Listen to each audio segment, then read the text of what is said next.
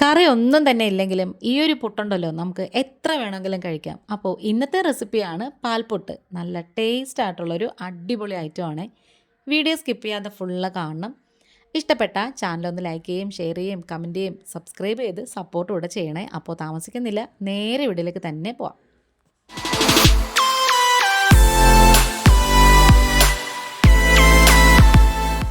പുട്ടിന് മാവ് കുഴയ്ക്കാനായിട്ട് ഇതുപോലെ പരന്ന ഒരു ബേസിൻ എടുക്കണേ. അതിലേക്ക് 240 ml കപ്പിൻ്റെ 1 കപ്പ് പുട്ടുപൊടി ഇട്ട് കൊടുത്തിട്ടുണ്ട്.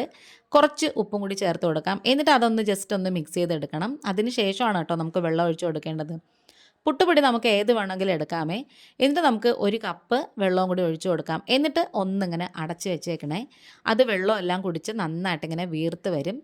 അപ്പോൾ നമുക്കിങ്ങനെ പതിയെ ഒന്നിങ്ങനെ എടുത്ത് നോക്കുമ്പോൾ തന്നെ നന്നായിട്ടിങ്ങനെ ഒന്ന് യോജിച്ച് വെള്ളമൊക്കെ കുടിച്ച് വീർത്ത് വന്നിരിക്കുന്നത് കാണാം.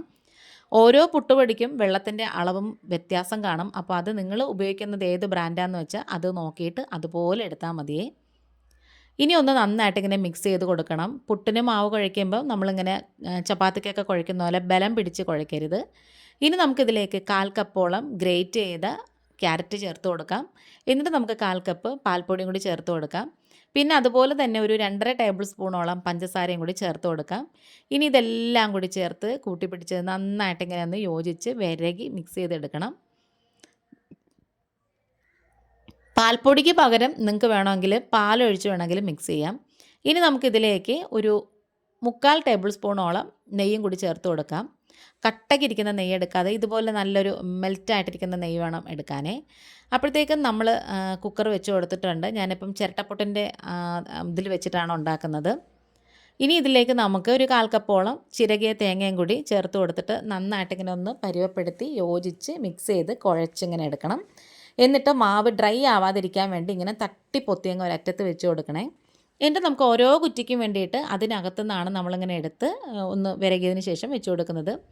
അപ്പോൾ ചിരട്ടപ്പുട്ടിൻ്റെ മോൾഡിലേക്ക് നമുക്ക് കുറച്ച് ഇതേപോലത്തെ തേങ്ങ ഇട്ട് കൊടുക്കാം. പിന്നെ അതുപോലെ സ്പൂണ് കൊണ്ട് കോരി നമുക്കിങ്ങനെ ഫുൾ അതിലേക്ക് നിറച്ച് കൊടുത്തിട്ട് പതിയെ ഇങ്ങനെ ഒന്ന് തട്ടി കൊടുക്കാം. ഇനി ഇതിൻ്റെ മേളിൽ തേങ്ങയൊന്നും വെക്കേണ്ട ആവശ്യമില്ല.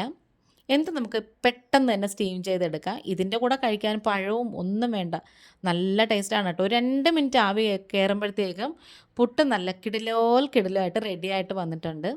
ഇനി നമുക്കിത് തട്ടി ഒരു വാഴയിലേക്ക് വെച്ചേക്കുന്നത് ഫോട്ടോ എടുക്കാനുള്ള ഭംഗിക്ക് വേണ്ടിയിട്ടാണ് കേട്ടോ. എന്നിട്ട് നമുക്കിതൊന്ന് നല്ലോണം ഒന്ന് തട്ടി കൊടുത്തതിന് ശേഷം നമുക്കിത് കഴിച്ചെടുക്കാം. ഞാനിത് കുലുക്കുമ്പോൾ നിങ്ങൾക്ക് അറിയാം കേട്ടോ, നല്ല സോഫ്റ്റ് ആണെന്ന് പുട്ട്. വീഡിയോ സ്കിപ്പ് ചെയ്യാതെ ഫുള്ള് കാണണം. നമ്മുടെ വീഡിയോ വൈൻഡപ്പ് ചെയ്യാറായിട്ട് വരുന്നുണ്ട്. അപ്പോൾ വേറൊരു വീഡിയോ ആയിട്ട് പെട്ടെന്ന് തന്നെ വരാം. കുറേ നല്ല റെസിപ്പീസും വ്ളോഗ്സും ഒക്കെ നമ്മൾ അപ്ലോഡ് ചെയ്തിട്ടുണ്ട്. ഇനി നമുക്കിതൊന്ന് കഴിച്ച് നോക്കിയാലോ.